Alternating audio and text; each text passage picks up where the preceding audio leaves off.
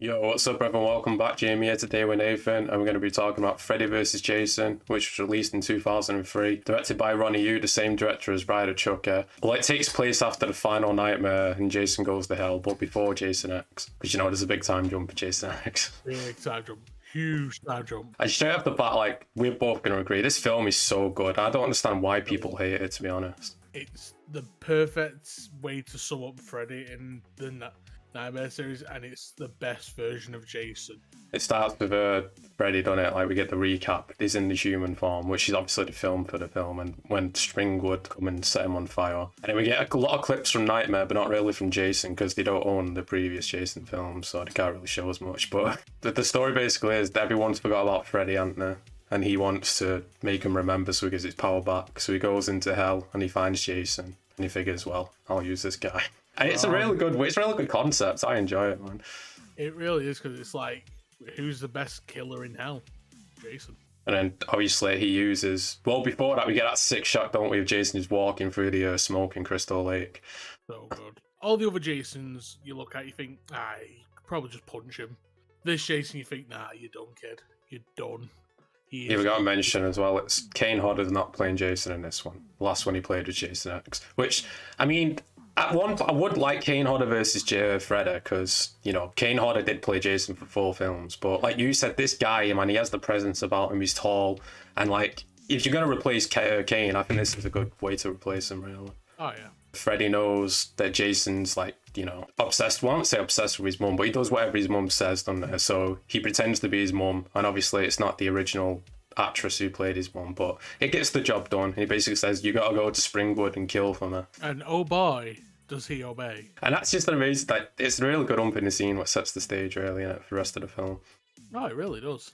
So from there, we switch to Elm Street. We got 3 girls partying in the original house on Nightmare on Elm Street as well. And you get that funny bit where she flicks the cig out and it just hits Jason on the fucking mask. Again, I just want one film where someone dubs over Jason, just so it can be like, bitch. Just something simple. 1 word replies. The main character of this film's called Laura. Obviously, shout out to Halloween there. And she's got the 2 friends, like I said, but they're just side characters, really. She's the main character, apart from Freddy and Jason, obviously. And she's like, what? She's not over her first relationship, is she?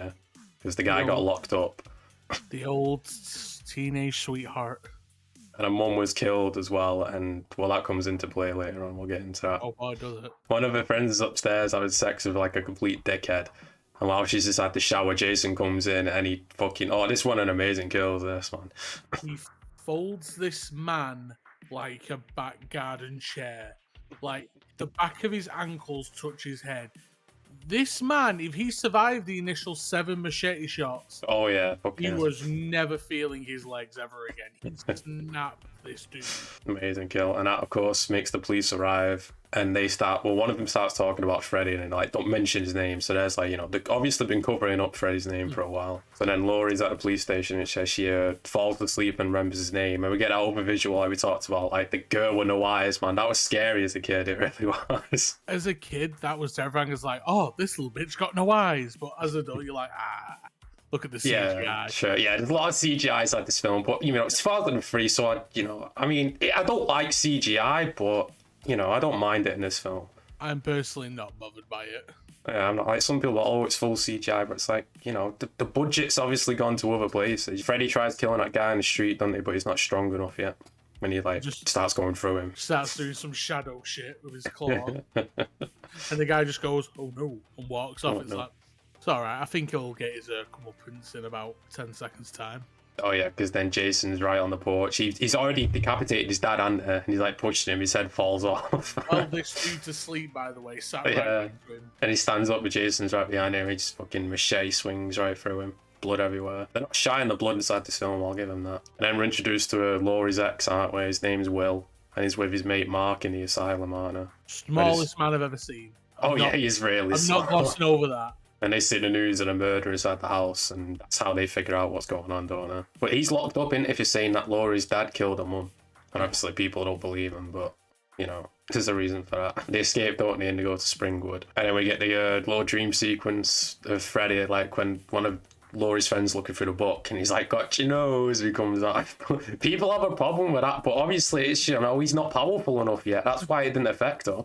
What do you want him to do? Just like, oh no, I could. Like, he's trying to invoke fear. Exactly. Yeah. And let's face it, having your nose ripped off is a pretty shitty experience. And we've already established that early on. Like, she's looking at her nose and shit, and she's like asking if she should get a nose job. So, you know, she's probably scared of that shit. So, it makes sense. And then we get to a really good part of the film, the rave sequence, don't we? One of them falls asleep inside the field, and like Freddy's after her. Like, inside the boiler room, which, like you said, what you think the best one's the remake, don't you? For the boiler room. Controversial opinion. I think the remake version of Nightmare on Elm Street, how they portray like the boiler room maze, what Freddy commonly goes back to, I think it looks the best in that one. As far as like everything else, all the original Nightmares are better, but just the boiler room, I always think that one. Yeah. Spot on. But basically, the point of the scene is Freddy's about to kill her, and Jason ends up. But he steals the kill, but not really, because there's a guy on top of her, and he's just protecting her in a way. It's sick as well. He impales him, and he fucking yeets him. He goes flying. Jason is such a nice guy when you look at it. He doesn't want drugs in the streets. He doesn't want premarital sex. He stopped sexual assault. Go, Jason. Yeah, he even did it in Manhattan as well. He stopped that rape in Manhattan as well. Jason's a good guy. Yeah, he's a good guy. He's just misunderstood. That's all. We love Jason. We love him. We set Jason on fire, don't we? And I fucking love this visual, man. I got the figure over there, so I love it so much. And the machete's on fire and all. He's just swinging at people, killing. It's like Halloween Kills, like the fucking street scene. He's just going crazy. Best bit is no one shouts "Evil dies tonight." Oh no, there's no shouting at all. And then he gets put out, don't he, by the is it a beer or something? He hits the keg, doesn't he, or whatever. Yeah, and he's still swinging after that as well. It's like you said, why would you still be there? You'd just be gone, wouldn't you? There's people trying to confront him. Well, I'm pretty sure one of the scenes is a guy walks up giving it the. So then Will tells Laurie about her dad, doesn't he, inside the rain, which makes her go running in. This scene always felt a bit like long to me for some reason. Also, can we talk about how not great of a parent her dad is? She is distressed. She's just heard that her dad's a killer. And how does he approach her? Just take the pills. Slowly coming up the stairs. Okay. like, let's sit down and talk or anything. It's just like, take the pill. Just take the pill. Just take the pill. Everything will be okay. All right, Fritz. So then we skip ahead a bit. Will's friend gets killed because he won't leave the message for Freddy. So he's like, I guess I'm going to have to do it myself. And he writes in his back, Freddy's back. But it's like, I guess this is another reason why people have problems, because Freddy's powers don't line up with the original series, because he's like affecting the guy while he's awake, I guess. I have a reason for that. REM sleep, what they discussed. Yeah. Because it actually is a real thing. Like, you're not like asleep, but you're hallucinating in a dreamlike fashion. Mm-hmm. So I think this film just did it before 2009 remake talks about it. So the rest of the characters come up with a plan, don't they? After she rips Freddy out of a dream, doesn't she? She rips his ear out or something, and it all like fizzles out. Shit. But they find out it's called a hypnosil in it. It was first introduced in Nightmare 3, so that's a good callback there. Amazing callback. I'm not going to say like, oh, it's a small hidden one for the boys in the back, but it is a very nice flashback to it. But even though this, like, they decide to go to the asylum, don't they? And Jason follows. But like, they don't end up using the drug anyway, so it's just, like, it's introduced and it's gone within 10 minutes, but it's not bad. I thought they did introduce... No, they didn't. The drug what they use on Jason isn't that, is it? No, that's just tranquilizer. Yeah, tranquilizer. But the stoner guy's smoking and he sees that. I think people have a problem with this as well, but we've seen Freddy do this shit multiple times throughout the series. He fucks with people. Into a giant worm. In part 3. Exactly. Like, we've seen multiple versions of this, so it's nothing new. It's not like, oh, this CGI thing, I can't believe they did it. Get that man's dealer on speed dial, because he's got the good stuff. So then he gets possessed by the, whatever you want to call it, the Freddy demon, doesn't he? Which, again, people have a problem with, but he possesses Jesse in part 2. He's done possessing before. So then he pulls all the drug away, doesn't he? Because he's possessed, and obviously he don't want them using it. And like you said, they try to tranquilize Jason, don't they? He does, possessed, and he gets them both inside the neck, but Jason just slices him in half, man. Here's the thing, what I've only just noticed when we rewatched this. Well, he's smiling the entire time, even when Jason's leaning back to hit him, but it's just before it hits him, you see a shock on his face. I'm fully convinced Freddy, just to be a dickhead, give him control back right at the last second just so he could accept his mortality. Again, people get pissed off with this as well, though. We get the first sequence between Freddy versus Jason inside the dream. And obviously Freddy's got the upper hand because it's the dream. And he's like, why would you die and all this? Until he finds out the water like starts spraying out, and people are like, oh, Jason's not afraid of water, but it's not that he's afraid of water, it's the memory. He's not afraid of water because he swam through Manhattan. It's like you said, the memory of him drowning. That's why he turns into a kid as well, because that's what happened. That's why he's scared. Well, he's not scared of water, it's the memory that brings him back up. Because he even walks through water in his own little imaginary world, which we'll get to later. And even in other films, he's walked through water. He pops up out of water multiple times as well. It's literally just a kid being afraid of dying. That's all it was. And he finally turns into a little boy and goes, you ugly little shit. He starts going into his memory. That was good. That was a good line. Freddy the arsehole strikes again. So the characters start driving Jason to Crystal Lake, innit? But they were in Springwood, so like, how far is the distance? Like, you know... It's gotta be an hour. Yeah, because it's like they leave when it's nighttime and they get where it's nighttime. It's not been a 24-hour thing. Because they did not have that many tranks. Nah, definitely not. Laurie goes into the dream, doesn't she? Into Crystal Lake in the 60s, and we see Jason before he was drowned. And Freddy's there. What's the line? He's like, fucking that girl. It's like, it's not my problem, she's dead on her feet. Aren't you coming? Not my fault, this bitch is dead on her feet. Starts waving around. There's just something about it turns around. Not my fault. And from there, Laurie grabs him, doesn't she? And before she can wake up, they flash back to the night that her mum died. And fucking, this is another line. I just had to write this down. It's like, I always had a thing for the whores that lived in this house. Freddy voice lines is the main event of this film. Visuals go to Jason, audio goes to Freddy. But yeah, she pulls Freddy into the real world, and you get your amazing visual. You love it. Can I please describe it? Yeah. They wake her up by accidentally dropping her hand in the fire. Way to go, boyfriend. And he goes, night, night, bitch. He's about to kill her. As he realizes he's not in the dream world anymore.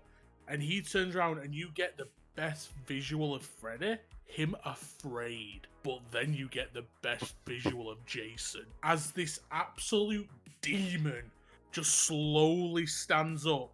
As guitar playing heavy metal plays. Cuts back to Freddy. Absolutely shitting his sweater. Jason just walks towards him. Yeah. As music plays. Oh my days. I love this film. They start throwing each other about the construction site, don't they? Oh, they have a tussle. It's like a wrestling match in a way, because you got Freddy like throwing elbows to him and all that shit as well. Freddy starts fucking pushing stuff down, doesn't he? And he gets stuck on the thing, doesn't it? Which makes Jason get the upper hand after that. It's just amazing though, because as Freddy's upside down swinging, he sees Jason, he's going towards it. All he just hears, oh no. Jason just grabs him. He's like, oh, you feel bad for Freddy. He's about to get absolutely fucked by this behemoth. Oh yeah, and he does as well. Fucking hell. They both get yeeted to the dock as well, don't they? He slices Jason's fingers off, and Jason just looks at him like, that's not happened before. Fingers? Laurie sets fire to the dock as well. But Jason grabs his arm off, doesn't he? Jason's just fisting Freddy and rips his left arm off. Mate, Freddy puts the machete through Jason's chest, slides doesn't it through the collarbone, through the heart. But it ends with what Jason eventually puts the hand through Freddy's chest, doesn't it? As it's set up that you think Jason lived, because you just see Boots and a machete walking towards Laurie and her boyfriend, revealed to be Freddy. As he's about to get that final blow, Jason with the fuck you, Frederick, fisting with his own arm straight through the stomach. And then you get a line that divides me. Laurie with a machete looks Frederick in the eyes and says, "Welcome to my world, bitch." Yeah, it works when Freddy says it, because, you know, you enter in his world. But, I mean, I understand why. It's just it's kind of cringe. Yeah. And we get the final shot, then after it's all over. Jason's walking out the water with Freddy's head, and he winks at the camera. Fully healed, by the way, apart from his hand. That's pretty much it, though. We heard Freddy laughing, and that's it. It's so amazing. I wish they did the sequel of Evil Dead as well, because that would, like, oh my god, I can't even put it into words. Because we've got the comic books for it and shit, but actual in film with Bruce Campbell, Robert Englund, and, you know. would have been gorgeous. Rating you're gonna give this film? Maybe a bit controversial, but this is not just my favorite horror film of all time, but this is my favorite film. So this is a 10 out of 10 for me. Argument here. I'm giving it a 9 out of 10. It gets the characters right, even though we're there for Freddy versus Jason. You know, the characters are one-dimensional. You get Freddy completely right. Jason, like you said, probably the best Jason. The behemoth. The one thing that we said at the start was it was really bloody, but the fight between Jason and Freddy gets so gory because, again, you're playing off Jason can't die. The amount of blood just pumping from him. Pumping through him. Like, I'm not going to say it's gory, but bloody. It is very bloody. The humour what it has is great. The storytelling is great. The CGI at times, very early 2000s. Yeah. It's early 2000s, what you gotta do. Exactly, what can you do? I just love this film. I can't think of anything bad against it. It is biased, but I love it. Make sure you like and subscribe if you're new. Check out Nathan's social links down below. Until next time, peace out in a bit.